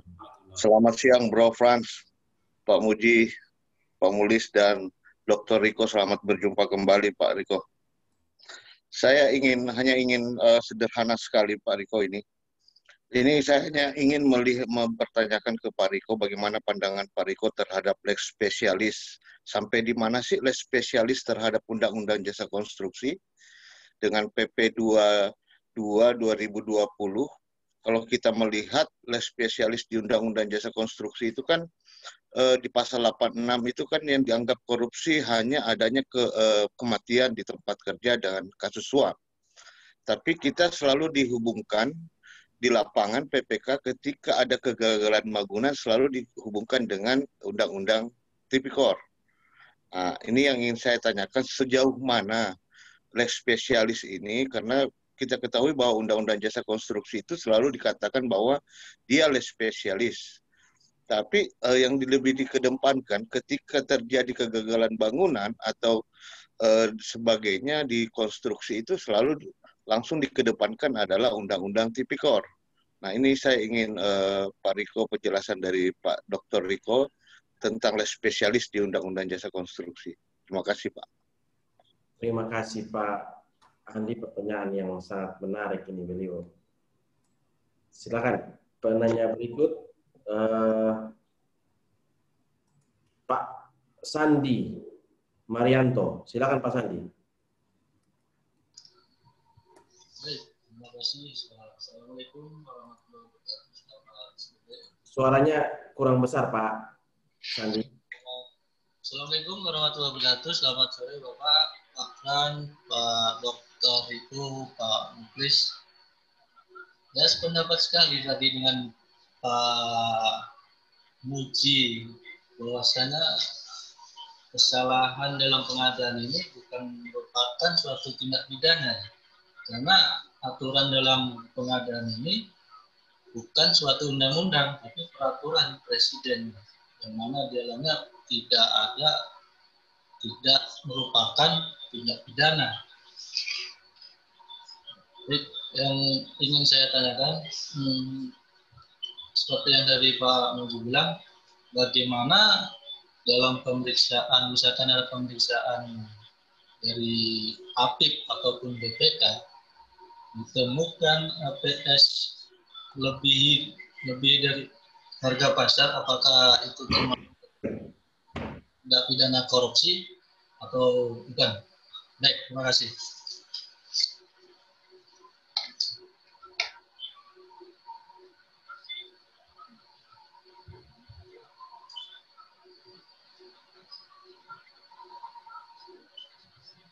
Bang Frans? Ya. Ya. Baik Pak. Terima kasih Pak Sandi pertanyaannya. Kita tambah 1 orang lagi. 1 orang yang dari chat dipanggil aja Bang.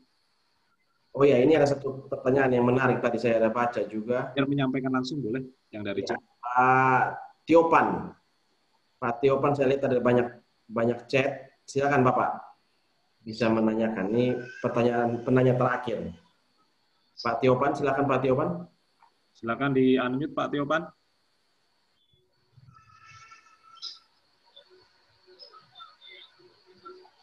Halo? Ya, silakan Pak. Silakan di-unmute Pak. Ya, silakan Pak Tiopan.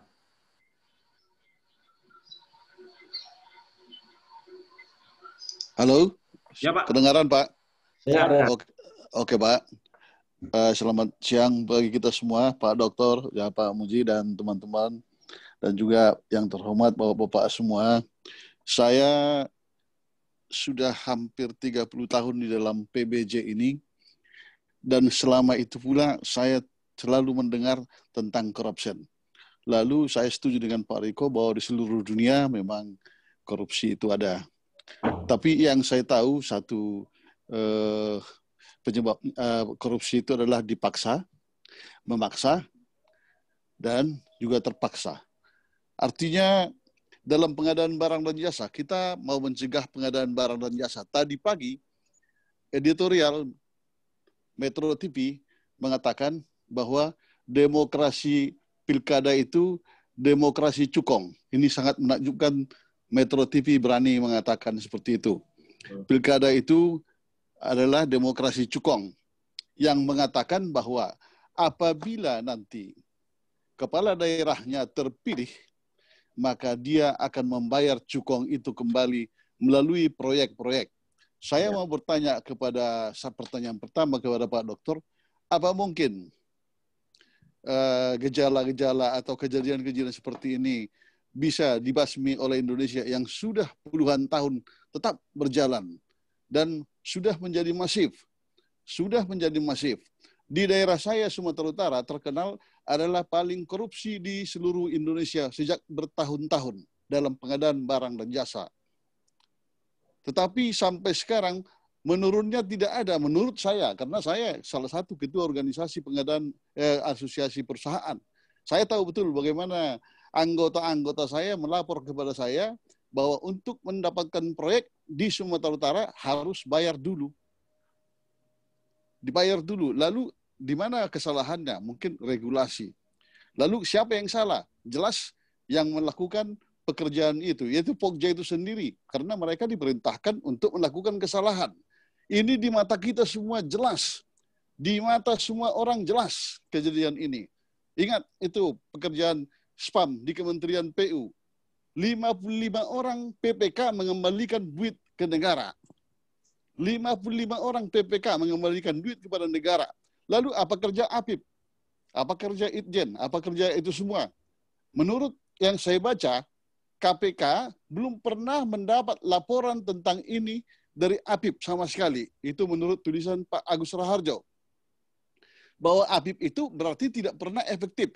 Menurut Pak Dokter, bagaimana supaya APIP itu berani, efektif, jujur, dan mempunyai integritas? Kuncinya kan di sana, Pak. Karena atasannya mereka semua adalah bupati, wali kota, gubernur, dan menteri. Ya mereka terpaksa melakukan itu. Dan juga terpaksa menerima suap. Jadi di sini masalahnya. Mungkin di Belanda ada korupsi, seluruh dunia ada korupsi. Tapi menurut saya, maraknya di Indonesia sudah adalah juara dunia. Karena mulai dari desa sampai tingkat atas, Pak Dokter. Nah, jadi saya memahami ini, mungkin saya berkali-kali saya sudah mengatakan ini, juga mungkin Pak Muji Santoso juga sudah memahaminya, bagaimana PBJ di Sumatera Utara, di Indonesia, sampai hari ini tidak pernah diam dalam kondisi negatif. Tetap, siapa yang ingin mendapatkan proyek harus beli. Lalu, di situ makanya sampai pernah Badan Dunia mengatakan infrastruktur yang dibangun oleh Indonesia mutunya jelek. Ya pasti, karena infrastruktur yang kita bangun juga dipungliin terus. Dari mana duit kontraktor itu membayarnya? Ya tentu dari mutu itu sendiri, dari biaya proyek itu sendiri. Itu kira-kira jadi pertanyaan saya dua tadi, apakah mungkin pilkada kita ini terlepas daripada ke depannya itu PBJ kita bisa terhindar? Bagaimana caranya Pak Dokter? Dan kira-kira sampai di situ Pak Muji Santoso, terima kasih. Selamat sore. Baik, terima kasih Pak Tayupan. Silakan Pak Dokter untuk menjawab pertanyaan dari Pak Andi terkait lex spesialis. Tadi Pak Sandi saya putus-putus tentang bagaimana pemeriksaan oleh BPK kalau tidak salah itu. Dan yang terakhir Pak Tayupan, bagaimana supaya APIP kita lebih efektif.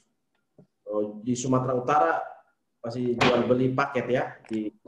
Ya silakan Pak Dokter. Terima kasih banyak Pak Andi, Pak Sandi, Pak Tiopan gitu ya. Saya mau masuk dulu. Saya akan coba untuk urutan pertama gitu ya. Share apa yang saya ketahui seperti tadi sama-sama. Posisinya sebagai sharing gitu ya.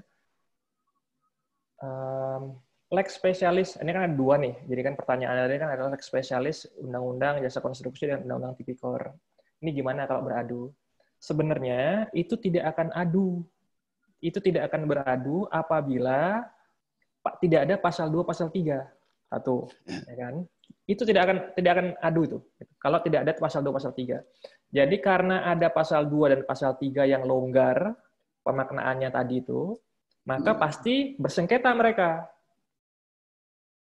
Nah, kalau nggak ada, pasti nggak ribut. Itu pasti ributnya kan pasti pada pasal 2 pasal 3. Bukan pada pasal suapnya, bukan pada pasal gratifikasinya. Ya kan? Nah, jadi memang lex spesialisnya itu sulit untuk mengatakan bahwa ini sedang ini atau ini gitu ya. Karena untuk yang undang-undang tipikor atau undang-undang jasa konstruksi, karena undang-undang tipikornya itu sendiri ada pasal yang sifatnya keranjang sampah, mohon maaf. Jadi apapun yang kita masukkan di situ bisa kena. Apapun yang kita masukkan di situ bisa kena, gitu. Bisa mencakup apapun gitu. Jadi di situ, kalau misalkan tadi mau di undang-undang ini mau direvisi, ya bisa. Cuman problemnya kan adalah masyarakat Indonesia, terutama teman-teman LSM yang bagus-bagus ya, itu kan tidak percaya dengan proses yang ada di legislatif. Sekarang Bapak Ibu mungkin familiar juga itu ngikutin Undang-Undang MK, barusan jadi cuma seminggu. Jadi memperpanjang usia hakim MK. Nah, itu ada kemungkinan transaksi politiknya tinggi tuh, gitu. Antara eksekutif sama judiciary. Terus Undang-Undang lingkungan hidup, Undang-Undang Minerba, mineral dan pertambangan, itu semua prosesnya kebut semuanya, dan itu semuanya tidak ada yang diuntungkan kecuali kelompok oligarki, politisi sama pengusaha pepeng ya, pejabat pengusaha kalau bahasanya Rizal Ramli itu, sama orang-orang cukong-cukong yang besar yang nggak pernah tampil di media tapi sangat berkuasa. Nah, kalau misalkan bola ini digelindingkan, misalkan untuk revisi Undang-Undang Tipikor, takut sebagian teman-teman ini. Makanya wacana yang saya nggak sampaikan dalam slide di sini, tapi kalau di tempat yang lain, yang saya coba sampaikan itu adalah yang harus dilakukan oleh Mahkamah Agung sama lembaga peradilan itu adalah menghormati putusan MK 2 kali itu. Putusan MK sudah berusaha 2 kali memperbaiki makna cara membaca pasal 2, pasal 3. Pada putusan tahun 2006 dan putusan tahun 2016. Masalahnya adalah Mahkamah Agung beberapa kali menyimpangi logika Mahkamah Konstitusi itu. Akhirnya adalah kejadiannya masih seperti ini, masih pasal 2 pasal 3 itu masih seperti seakan-akan belum ada perubahan, belum ada revisi gitu. Ya kalau misalkan Pak Hakimnya saja masih formatnya format yang lama, otomatis Pak APH yang lain, Pak Jaksa, Pak Polisi itu masih menggunakan logika yang lama juga. Gitu. Orang pengadilnya saja masih punya mindset-nya masih mindset yang lama, yang bermasalah. Jadi itu yang pertama dari Pak Andi gitu ya. Nah, apakah HPS itu masuk pidana korupsi atau enggak? Itu Pak Sandi. Nah, saya yakin bapak-bapak Pak Mujid, bapak-bapak yang lain juga lebih kompeten untuk bicara tentang itu. Tetapi yang highlight yang mau saya sampaikan tadi juga saya sampaikan juga dalam slide tentang bagaimana di Belanda itu menilai suatu itu korupsi atau enggak. Jadi tadi yang di highlight dari laporan Kementerian Keuangannya Belanda adalah kalau ada tender langsung, tender tanpa ada prior notice, tanpa pengumuman, atau hanya tender yang masukkan penawaran cuma satu, tolong jangan segera atau buru-buru menjustifikasi atau menghakimi itu sebagai korupsi telah terjadi. Karena ada banyak hal yang mungkin terjadi. Itu yang di-highlight. Jadi kita lihat di situ. Nah, untuk konteks ini saya pikir juga seperti itu. Jadi harus ada pembuktiannya itu harus hati-hati, pembuktiannya itu harus yang standarnya itu standar yang tinggi, beyond reasonable doubt. Nah, itu yang Pak Sandi. Nah, untuk yang Pak Tiopan, ini menarik sekali ini gitu ya, demokrasi cukong, betul gitu ya, demokrasi cukong. Bagaimana caranya mencegah ini? Ya, pertama kita lihat gitu ya, demokrasi wacana yang coba atau desain yang coba teman-teman bangun itu adalah ada beberapa hal. Misalkan adalah yang paling utama digaungkan adalah pembatasan dana kampanye. Jadi dana kampanye ini itu nggak jelas, nggak terbatas gitu ya. Jadi harusnya kalau misalkan model event model Amerika Serikat saja, itu kan orang gala dinner tuh. Gala dinner, terus kemudian nanti ada fundraising. Orang tahu siapa yang nyumbang, orang tahu siapa yang saja yang datang ke situ. Terus nyumbangnya berapa, itu dipublikasikan. Di tempat kita, itu regulasi ini masih sifatnya awal, sehingga nggak ketahuan. Jadi, ya ibaratnya seperti cerita lawakan itu kan, paling menarik itu menjadi bendahara partai. Gitu ya. Karena mengelola dana siluman. Dana siluman gitu. Itu ya, pembatasan dana kampanye, transparansi dana kampanye, penyederhanaan kampanye supaya dia tidak bebas gitu ya, termasuk juga memastikan integritas pemilih. Jadi sampai dengan saat ini pemilih juga masih oportunis, dia milih orang yang membayar. Gitu. Karena kalau ternyata nggak dipilih nanti uangnya ditarik lagi, Pak. Ada kejadian di Jogja kayak gitu. Udah dikasih 100.000 kemarin, ternyata nggak nyoblos saya. Jadi rupanya mereka juga punya mata-mata di mana-mana. Nah, terus itu hal yang pertama. Yang kedua, sebenarnya saya bisa memahami bagaimana kita frustasi dengan situasi kita. Tetapi saya ingin ingatkan mari kita lihat pakai datanya ITK, Transparansi Internasional ya. Pada tahun 1995, ketika pertama kali Transparansi Internasional membuat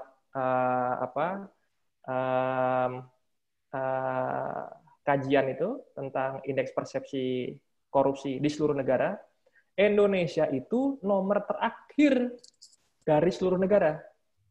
Indonesia nomor terakhir tahun 1995 loh. Jadi zamannya Pak Harto berkuasa, Indonesia nomor terakhir paling buncit. Sekarang Indonesia masuk papan tengah. Jadi kan agak lumayan tuh. Jadi memang aduh lama banget nih, belum nggak bagus-bagus juga, tapi at least kita udah masuk papan tengah. Dan saya pikir ada inovasi di bagian di bagian pengadaan yang bagus. Misalkan saya penelitian 2011 sebelum e-procurement itu masif dilaksanakan di beberapa tempat gitu ya. Ada beberapa daerah yang sudah melakukan e-procurement duluan. Salah satunya adalah kota Yogyakarta gitu ya. Terus kita kumpulkan dan kita coba tanya-tanya gimana sebelum dan sesudahnya gitu.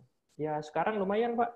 Gimana lumayannya? Karena sekarang kalau dulu itu kan kami mau masukin proposal misalkan dicegat sama preman sebelum di balai kota itu. Gitu. Sekarang kan nggak pakai cegat-cegatan gitu Pak orang. Jadi ada aneka hal gitu ya. Ada aneka hal yang sebenarnya juga perlu kita syukuri gitu ya. Walaupun kita masih berharap ini masih bisa lebih baik lagi. Mari kita sama-sama berproses.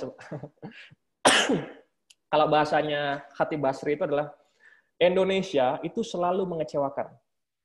Indonesia, mantan Menteri Ekonomi ya, Khatib Basri, gitu. Indonesia itu selalu mengecewakan. Dia mengecewakan bagi orang yang memprediksi Indonesia untuk gagal, tapi juga Indonesia juga mengecewakan bagi orang yang berharap Indonesia itu bisa lebih baik daripada sekarang. Jadi kan kalau yang pengennya menilai bahwa Indonesia ini pasti akan gagal, gitu. Itu kan ini negara ini sudah diperkosa, Ibu Pertiwi ini sudah diperkosa berulang-ulang oleh penjahat dari seluruh dunia, gitu. Tapi rupanya masih hidup juga Indonesia ini. Nah, dia kecewa kan? Kecewa dia. Tapi juga ada yang kecewa, ini harusnya Indonesia ini lebih bagus dibandingkan ini. Ini negara besar, kita itu penduduk nomor 4 terbesar sedunia, harusnya kita jauh lebih terhormat, terpandang, lebih maju dibandingkan apa yang sekarang terjadi. Kecewa juga. Jadi intinya adalah Indonesia itu selalu mengecewakan. Nah, untuk yang APIP, saya sependapat Pak, memang tadi bermasalah gitu ya. Saya sepenuhnya sependapat dengan Pak Tiopan gitu ya. Jadi memang kuncinya memang pada pimpinan yang baik. Gitu. Pada 2018 saya silaturahmi ke beberapa APIP baik pusat maupun daerah untuk cerita apa pembelajaran yang bisa dipetik gitu ya. Hal yang saya ingat itu misalkan yang paling menarik terjadinya di Kementerian Keuangan. Karena mereka itu dipimpin sama Bu Sri Mulyani. Bu Sri Mulyani itu bukan politisi gitu ya. Jadi mereka cerita, kita berusaha, kita bebas Mas di sini, kita merdeka sama di bawah Bu Sri Mulyani. Jadi Bu Sri Mulyani itu kalau misalkan ada kenaikan pangkat, ya, ada tawaran kenaikan pangkat, dia selalu nyodorkan datanya ke kami. Terus nanti kami akan kasih list mana yang hijau, mana yang kuning, mana yang merah. Itu adalah pengklasifikasian itu adalah berdasarkan dari kecurigaan ini kok orang ini punya duit segini ya, kok ada transaksi yang janggal ya gitu. Jadi begitu kayak gitu dia masuk dalam kategori merah. Jadi kalau misalkan mau dipindahkan, Bu Sri Mulyani tidak, mereka menyarankan agar orang ini jangan dipindah tugaskan ke tempat yang diskresinya kuat sama tempat yang basah. Jadi harus di diskresinya yang terbatas, dia harus udah ketat tuh, jangan kasih diskresi yang besar-besar. Lalu kayak gitu. Ya, di beberapa tempat yang lain memang ada yang bagus, ada yang enggak, banyakan yang enggak gitu ya. Tapi ada beberapa tempat yang paling saya berkesan itu adalah yang Kementerian Keuangan tadi. Mungkin itu yang dapat saya sharingkan, Bapak-bapak, Bapak-Ibu. Makasih banyak, ini pembelajarannya yang bisa dipetik. Ya, terima kasih banyak Pak. Sangat-sangat menambah wawasan kami semua, terutama saya sendiri, banyak hal yang baru, benar-benar fresh yang patut dipelajari. Pak Muklis, kita cukup ya, tidak ada penanya lagi. Apakah moderator boleh satu pertanyaan, Pak Muklis? Boleh deh. Boleh deh. Bonus. Kalau tidak boleh, tidak apa-apa. Nanti saya boleh. Silakan. Satu pertanyaan saja, Pak. Ini saya pertanyaan ini terkait pasal 3. Dari tadi saya pernah dengar Pak nyatakan di Pekan Merdeka Pengadaan itu, Pak Riko nyatakan bahwa pasal 2 dan pasal 3 itu karya anak bangsa. Itu Pak Riko nyatakan di satu, saya ingat betul itu. Kemudian tadi ada pasal, ini adalah pasal keranjang sampah. Jadi saya buat satu kalimat itu, pasal 2 dan pasal 3 adalah karya anak bangsa yang jelek. Itu saya simpulkan itu. Kemudian yang menjadi pertanyaan saya ini Pak, yang selalu saya coba tanyakan di beberapa guru besar dan doktor juga tentang pasal 3, penerapan pasal 3 itu penyalahgunaan wewenang Pak. Penyalahgunaan wewenang ini apakah dia memiliki wewenang dan dia salah gunakan, atau bisa juga dia tidak memiliki wewenang tapi dia bertindak seolah-olah memiliki wewenang. Ini yang saya masih ambigu di sini, Pak. Karena di penerapan pasal ini sering salah saya lihat di beberapa putusan itu. Tapi sebenarnya kalau menurut Pak Dr. Riko seperti apa? Saya mungkin tutup dengan pertanyaan ini saja. Penasaran saja. Silakan, Pak. Baik, Pak. Saya akan coba jawab cepat. Jadi memang benar sependapat, Pak. Itu memang karya anak bangsa yang bermasalah, gitu ya. Kenapa dikatakan karya anak bangsa? Karena memang di negara lain kita nggak lihat ada pasal ini, satu, gitu ya. Setidak-tidaknya di Belanda sama Inggris, saya nggak ketemu. Yang kedua, kalau kita lihat pada UNCAC, United Nations Convention Against Corruption, gitu ya. UNCAC itu adalah modul atau desain hukum yang dibuat sama PBB, gitu ya, untuk pemberantasan korupsi. Gitu. Ini juga nggak ada pasal tentang merugikan keuangan negara ini. Ya. Maka dari itu, ini saya mengatakan bahwa ini adalah pasal karya anak bangsa.